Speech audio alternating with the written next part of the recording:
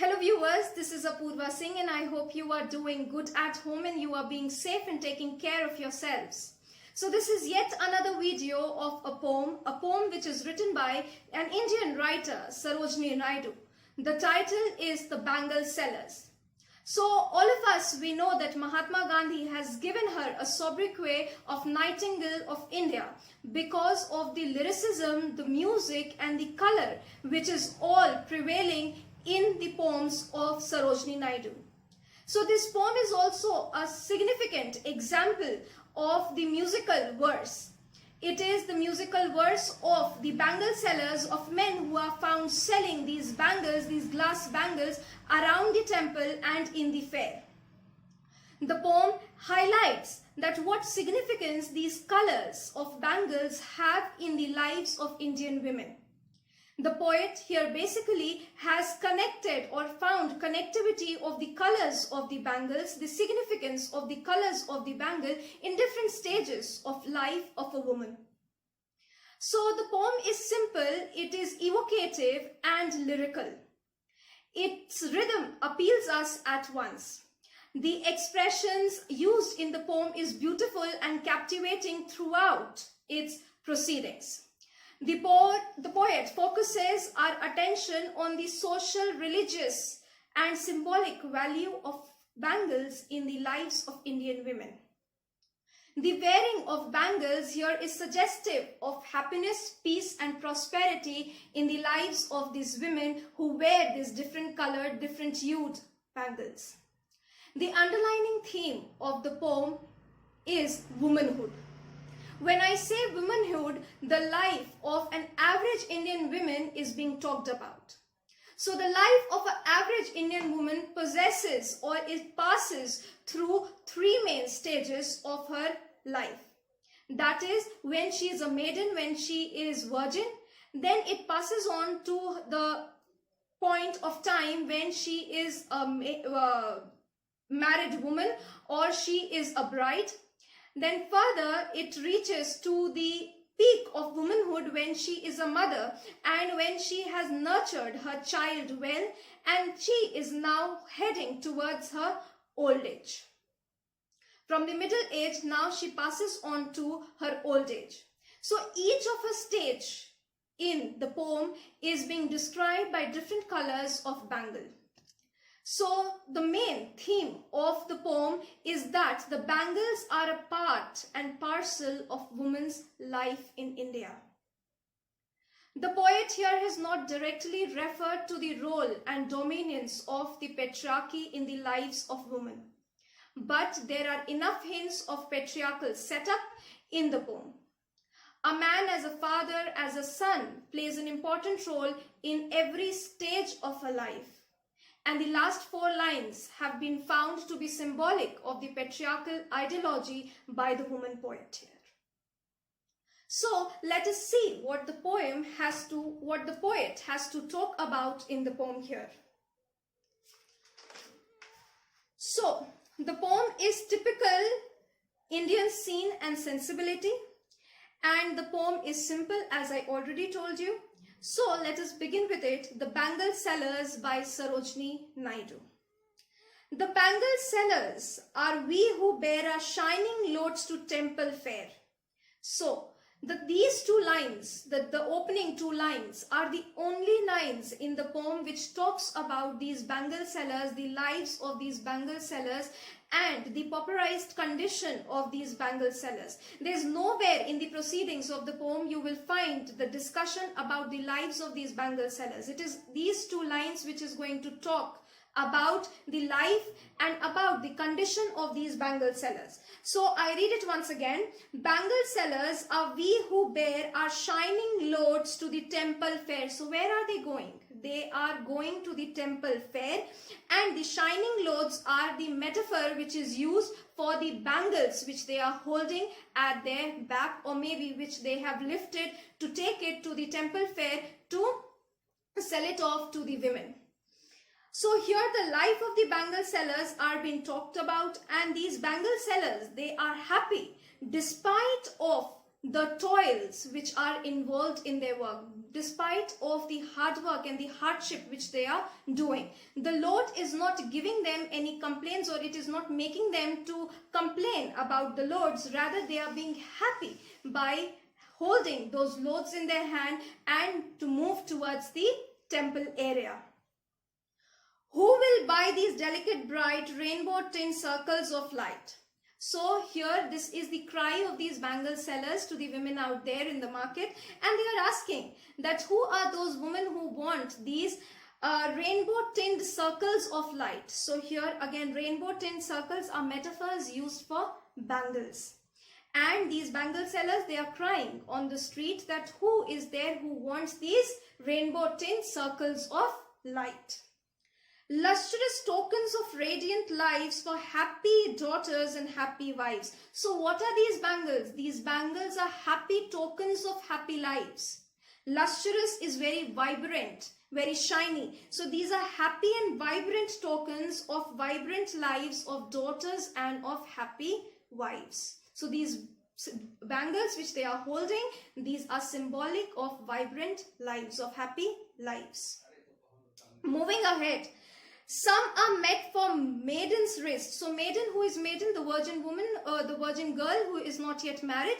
So some are met for a maiden's wrist, silver and blue as the mountain mist. So there is a simile used here, silver and blue as the mountain mist. So the color of the bangle of the maiden would be silver, blue, pink. These are the colors of the bangles which a maiden would wear. Some are flushed like the buds that dream. So again, a simile here being used, that some are flushed like the buds of dream. So now here implicitly the poet is describing the maidens who are dreaming about their marriage, who are busy dreaming about their marriage. So it is not a direct comparison, but implicitly he is talking about those women. So the girls, they are lost in the dreams of a marriage. And when the poet, he says that like buds that dream, that means it is the metaphor also. The metaphor used for the young girls, and it is a simile for the bangles. The line represents both the figure of speeches here. Now, on the tranquil brow of woodland streams. So the tranquil brow is this area, tranquil is peaceful. Brow of woodland stream, some are aglow with the bloom that cleaves to the limpid glory of the newborn leaves. So these young girls, they are, what are they? They are like the glory of the newborn leaves. That means they are very lustrous, they are happy, they are excited, they are full of energy, they are full of colors. This is what the poet here is talking about, the young maidens. And these maidens, they are found dreaming of their peaceful and happy marriage. Further. Some are like fields of sunlit corns. So sunlit corns, again, these are compared to the bangles. Some bangles, they are like the cornfields. Again, a simile is being used here. Met for a bride on her bridal morn. So these golden yellow colored bangles, when is the woman going to wear it? She is going to wear it on the morning of her marriage, the yellow color.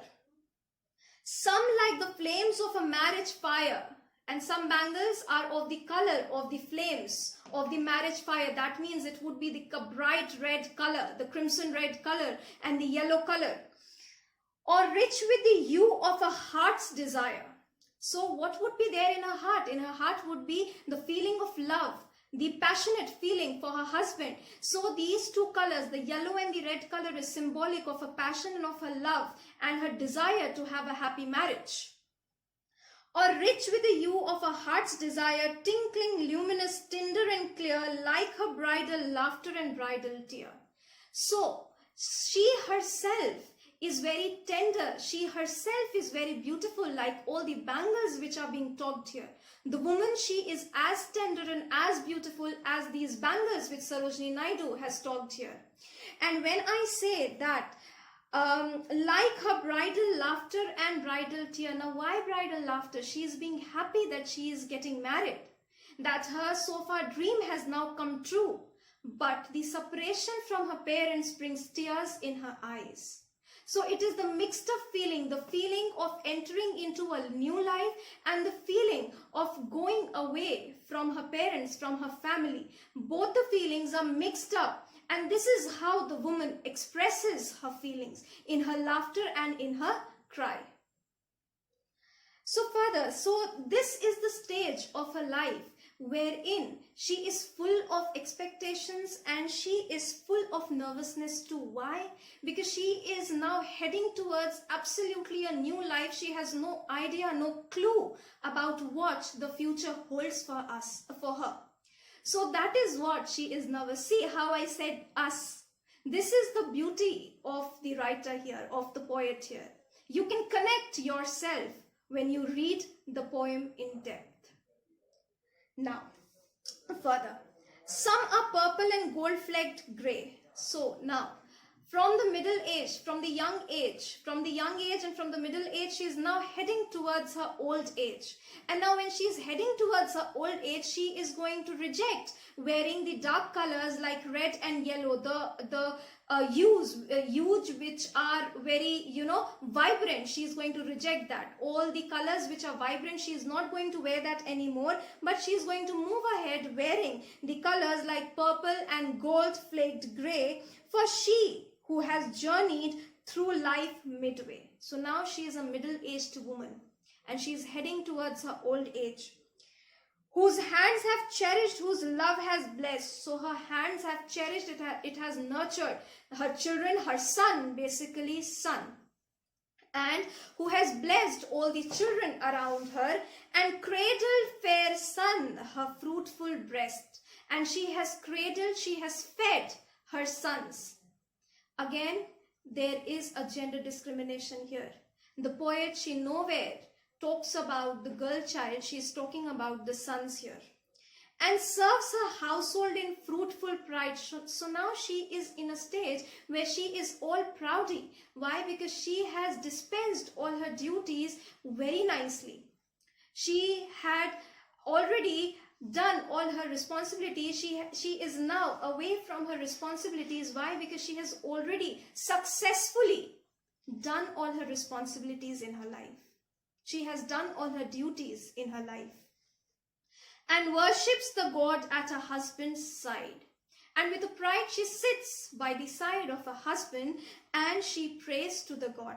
So here again in the last line, it shows that how woman is still a subordinate in the patriarchal society of India. So the poet here has not clearly highlighted the fact that it is the patriarchal dominance which has kept woman always the second in the society, and wherein all the responsibilities are held in the lives of the woman. But maybe somewhere when we see the stages of the women, the passing stages of the women, we get to know that how she is throughout the life all giving to her family, and she has got no individual existence and identity. Why? Because her life is solely dependent and for the sons and for the husbands. There is nothing which is her own. It is always things which she has done for her family, things which she has done for the husband, and things which she has done for her sons. So that's all for this poem. I hope you liked the video, and if you liked it, please like, share and comment. Thank you very much.